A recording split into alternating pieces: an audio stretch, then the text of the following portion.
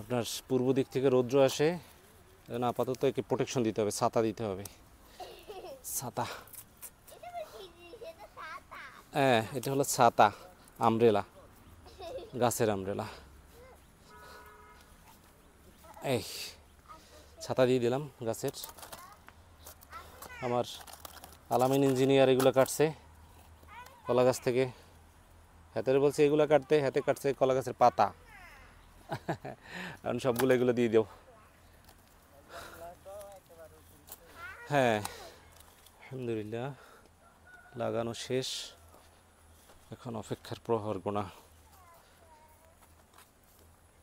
অপেক্ষার প্রহর গুনতে গুনতে ইনশাল্লাহ সময় চলে আসবে এবং এখান থেকে আমরা সবজি কাটবো।